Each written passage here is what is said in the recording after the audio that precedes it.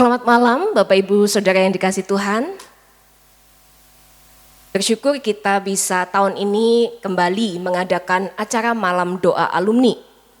Mengingatkan kembali bahwa di tengah-tengah kesibukan pekerjaan, di tengah-tengah pergumulan keluarga, pelayanan, dan lain sebagainya, kadang kita sulit berkumpul secara komunitas untuk berdoa bersama-sama.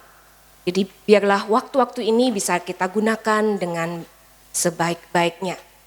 Mari saya mengajak kita semua membaca dari Mazmur 22.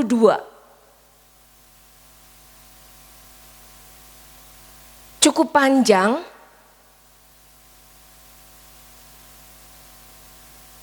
Mazmur 22.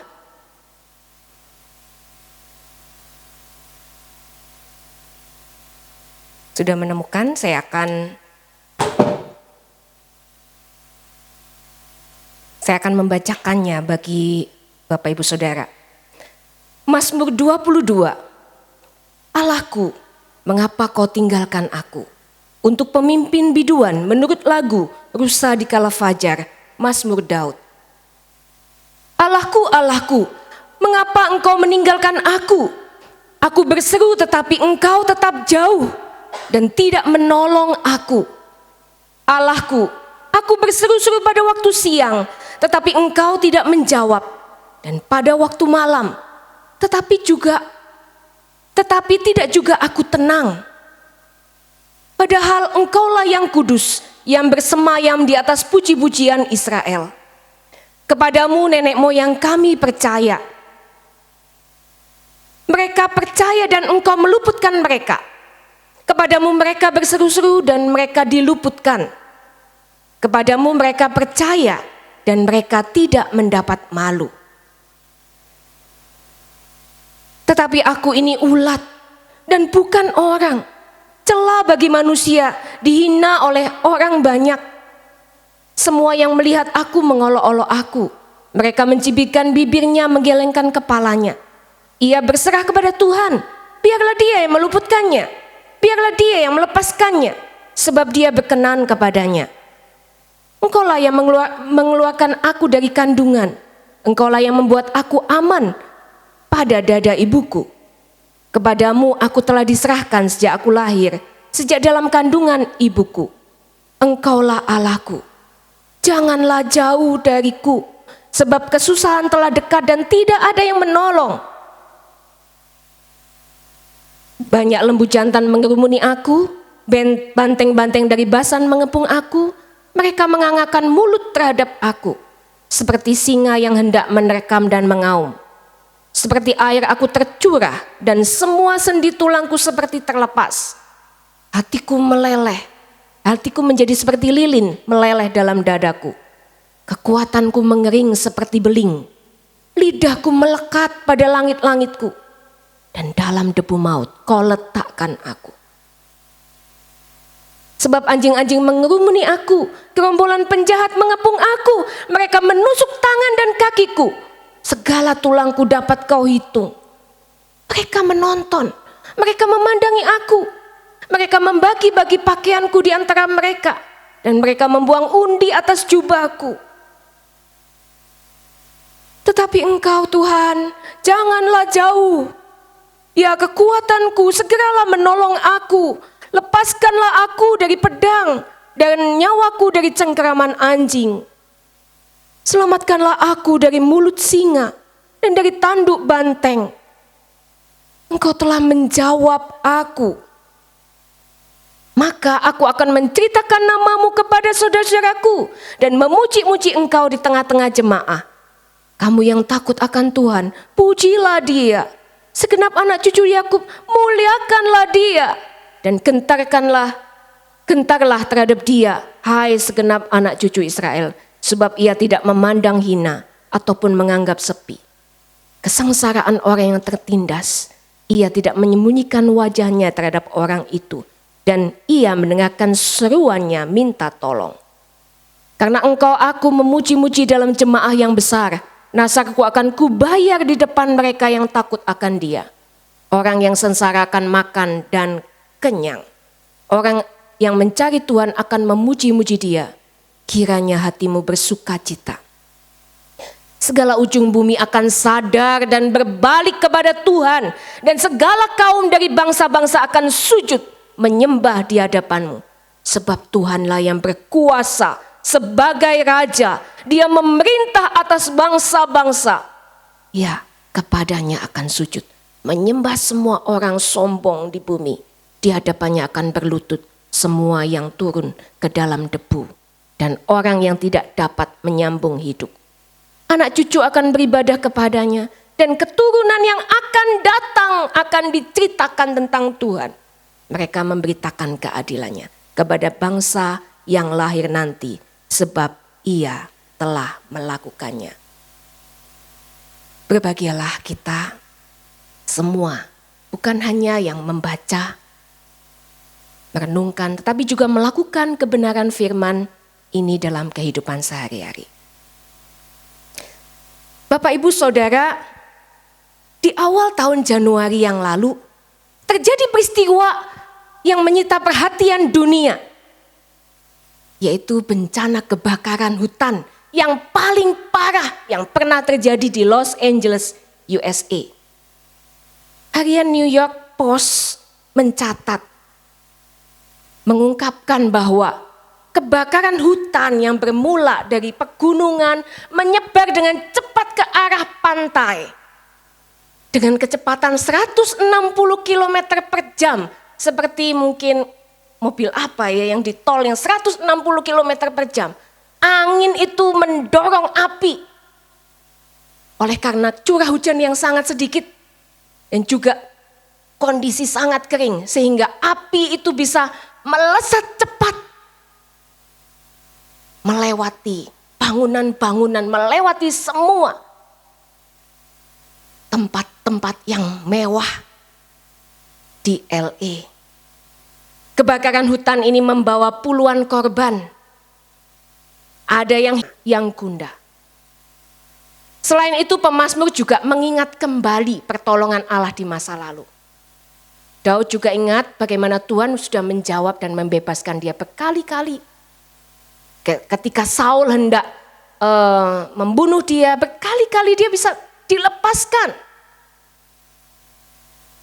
Bahkan nenek moyangnya pada zaman hakim-hakim, kita tahu hakim-hakim seperti apa kondisinya. Ketika umat Israel yang tidak taat itu kemudian mendapat serangan dari musuh, tidak berdaya, dan kemudian mereka berteriak, berseru kepada Tuhan, minta pertolongan Tuhan. Tuhan itu tolong. Dan Tuhan membangkitkan para hakim-hakim. Jadi pemazmur kembali mengingat pertolongan Allah sehingga ketika dia tidak mendapatkan jawaban, hal ini menjadi penghiburan bagi dia. Dia mengetahui bahwa dia berseru kepada Tuhan yang telah membebaskan nenek moyangnya, yang telah membebaskan dia, yang telah melakukan perkara-perkara besar. Ini yang dia lakukan. Mari kita beralih kepada keluhan yang berikutnya.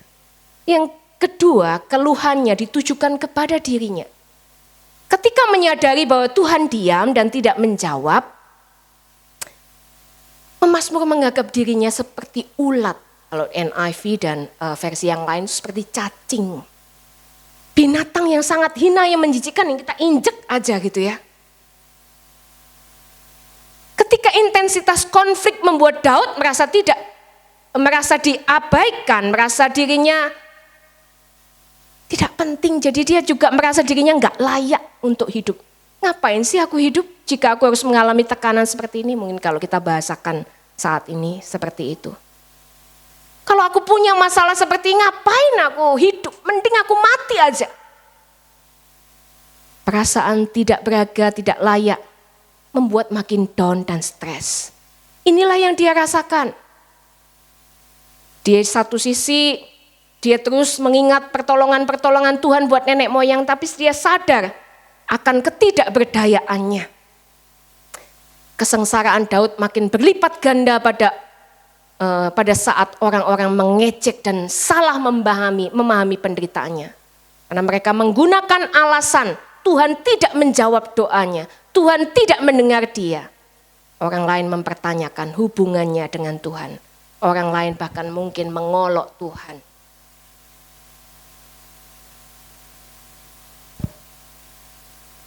Pemazmur dihina, dicela, diejek terutama karena kesalehannya atau keyakinannya kepada Tuhan.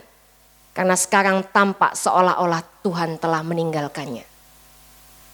Ketika Yesus berteriak di atas kayu salib, Eloi, Eloi, lama sabachthani. Kemudian para tentara juga mengejek, kita tunggu aja. Apakah Elia datang untuk menurunkan dia? Saudara-saudara, pergumulan Daud juga kemudian dialami bahkan lebih berat oleh Sang Mesias. Bagaimana dengan keluhan yang ketiga? Komplain yang ketiga. Di sini kita melihat ada musuh-musuh Daud, baik itu musuh bangsa-bangsa lain, distant enemies, atau musuh-musuh yang ada di sekitarnya, domestic enemies, yang memang berniat untuk membunuh, berniat menghancurkan. Digambarkan di sini Basan. Basan itu apa? Basan itu sebuah daerah, wilayah, padang rumput yang luas, di mana di sana adalah habitat dari banteng-banteng liar dan lembu-lembu jantan yang besar-besar. Ya, banteng itu melambangkan apa? Melambangkan kekuatan yang brutal, yang bisa menggorok, menginjak-injak semua yang di hadapannya. Kalau saudara pernah menyaksikan permainan matador ya, bagaimana banteng itu nggak ada pokoknya apa yang di depannya, apalagi yang warna merah begitu ya, dia akan menyeruduk, menginjak-injak. Ini menggambarkan betapa musuh-musuh Daud itu kuat, musuh-musuh Daud itu begitu berat, siap untuk menginjak-injak dia. Mari kita melihat beberapa hal yang dirasakan Daud. Next. Ya, tekanan fisik dan psikis dia alami. Bagaimana dikatakan di ayat yang ke-15. Seperti air aku tercurah dan semua sendi tulangku seperti terlepas. Hatiku meleleh seperti lilin, meleleh dalam dadaku. Saudara-saudara, dalam pergumulan yang tidak mudah itu, Daud merasa betul-betul kosong, tidak punya sumber daya kekuatan untuk mampu menghadapi krisis yang dihadapi. Jadi dia digambarkan seperti lilin yang meleleh. Lidahnya itu melekat pada rahang dan lain sebagainya yang tercatat di sana. Bahkan dia menyatakan, Engkau telah membawa aku ke debu kematian. Daud menggunakan frasa puitis ini untuk menggambarkan sejauh mana kesengsaraannya. Dia mungkin saja memikirkan kutukan yang diucapkan Allah atas Adam setelah dosanya. Karena engkau adalah debu dan engkau akan kembali kepada debu. Dan karena seluruh umat manusia yang menjadi keturunan Adam juga mengalami kutuk dosa. Dan di sini Daud merasakan dirinya dekat dengan debu kematian. Nah saudara-saudara, semua keluhan yang diucapkan oleh Daud ini pun betul-betul juga dialami oleh Sang Mesias. Martin Luther mengatakan bahwa Mazmur 22 ini semacam permata di antara mazmur-mazmur yang lain. Ini berisi penderitaan Kristus yang mendalam dan berat ketika menderita di tengah-tengah teror dan rasa sakit murka dan kematian ilahi yang melampaui semua pemikiran dan pemahaman manusia. Saudara-saudara, Allah diam dan tidak menjawab Daud. Maka kita juga bisa merasakan bahwa Allah pun diam dan berpaling saat Mesias meregang nyawa. Bukan karena dia tidak berkuasa, bukan karena Allah tidak sanggup dan tidak berdaulat, tapi justru karena kasih dan kepeduliannya kepada saudara dan saya, maka dia membiarkan putra tunggalnya itu mengalami semua penderitaan seolah-olah ditinggalkan sendirian. Jadi, apakah Allah diam? Apakah Allah tidak bertindak? Justru karena Allah memalingkan wajahnya, kasih-Nya boleh kita rasakan, keselamatannya boleh kita alami. Jika melihat komplain-komplain yang Daud sampaikan di sini itu begitu lengkap, keluhan kepada Tuhan, keluhan tentang dirinya, keluhan tentang sekitarnya. Bukankah ini juga gambaran hidup kita ketika menghadapi pergumulan yang sulit yang Tuhan sepertinya tidak menjawab? Entah itu pergumulan keluarga, penyakit, bisnis atau pekerjaan yang makin sulit. Walaupun pergumulan itu tidak sedahsyat Sang Mesias. Dan Mazmur ini mengizinkan kita untuk meratap, menyatakan keluhan-keluhan terdalam. Silakan datang menyatakan keluhan dan meratap kepada Tuhan. Jangan sangkali kalau betul-betul hati ini memang belum siap. Sampai pada saatnya kita akan melihat bagaimana sebenarnya di dalam kediaman, dalam diamnya Dia, di mana saat Dia itu tidak menjawab, ada kasih yang mungkin kita belum bisa mengerti. Saudara, baru-baru ini saya mengunjungi seorang alumni baru yang ayahnya masuk ICU beberapa minggu. Karena ada penyakit yang komplikasi. Saudara, keluarga ini di awal-awal belum bisa menerima kenyataan ini. Masih denial, masih protes, masih begitu ngotot berdoa, Tuhan tolong sembuhkan ayah saya atau suami saya. 1 minggu, 2 minggu tetap tidak ada perkembangan. Saturasi oksigen menurun, koma, tak kunjung sembuh. Mereka juga udah mulai capek, harus berjaga-jaga di depan ruang ICU. Sampai pada satu titik, mereka mulai berdamai dengan kondisi. Mereka mulai belajar untuk menyelami apa maksud Tuhan. Apa kehendak Tuhan. Memang mereka menyayangi ayahnya, menyayangi suaminya. Mereka ingin ayahnya kembali beraktivitas. Tapi mereka juga sadar bahwa kalau toh sembuh pun juga membutuhkan perawatan yang tidak mudah. Karena itu mereka mulai berdamai. Ketika mulai berdamai, mereka mulai tidak lagi seperti begitu ngototnya, begitu kecewanya, begitu marahnya. Mereka mulai ada kelegaan dan ketenangan. Dan ibu dari adik ini bercerita, saya mulai berserah kepada Tuhan dan saya mulai tenang. Saya bisa kerja lagi. Saya bisa memikirkan ke depan. Ada penghiburan yang luar biasa ketika mengetahui bahwa meskipun Allah diam dan tidak menjawab, Tuhan tetap baik. Nah, dari Mazmur ini kita mengajarkan lebih baik jujur kepada Tuhan tentang apa yang kita rasakan daripada menyimpannya, menekannya seolah-olah kita memang gak rohani atau gak dewasa. Tidak. Tetapi jikalau kita meratap, kita mengeluh, datanglah kepada Allah. Masuklah dalam hadirat Allah lebih lagi.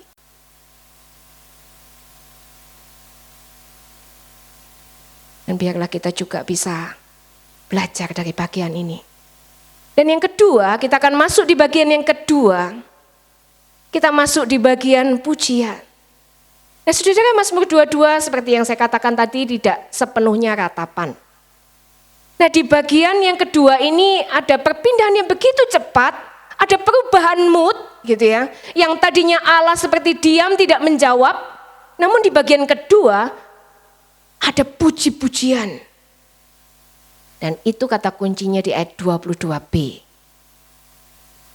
Engkau telah menjawab aku.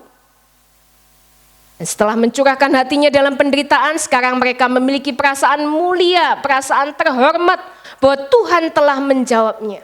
Daud merasa tidak lagi ditinggalkan. Penyelesaian dari krisis itu sendiri mungkin belum datang. Tetapi pembebasan dari perasaan yang ditinggalkan oleh Tuhan di tengah krisis menjadi milik sang pemazmur. Sehingga ada kelegaan dan sukacita dan kedamaian yang luar biasa dalam kata-kata, Engkau telah menjawab aku. Saudara-saudara, krisis menjadi terasa ringan ketika memahami Tuhan tidak tinggalkan kita. Iman dan kepercayaan kita membuat kita bertahan. Nah, di dalam tradisi Yahudi, ya, ketika mereka bersumpah untuk melayani, mereka akan bersumpah untuk melayani Tuhan jika doa mereka dikabulkan. Kalau doa mereka dikabulkan, mereka akan membayar nasar. Dan untuk memenuhi sumpah itu ada korban yang dipersembahkan. Diikuti dengan pesta selama 2 minggu. Dan mereka tidak boleh menyimpan kebahagiaan itu sendiri. Mereka mengundang anak, istri, keluarga, secara khusus orang-orang Lewi gitu ya, untuk makan bersama di hadapan Allah. Mereka bersuka cita. Jadi kalau tadi ada keluhan, ini berpindah menjadi sebuah pesta, menjadi sebuah selebrasi karena Tuhan sudah menjawab doa. Mengetahui bahwa Yesus juga menggenapi mazmur ini, Engkau telah menjawab aku, mungkin saja ketika itu Yesus masih tergantung di atas kayu salib. Namun setelah menyelesaikan tugas untuk menanggung dosa manusia, atau mungkin setelah pengumuman kemenangan sudah selesai,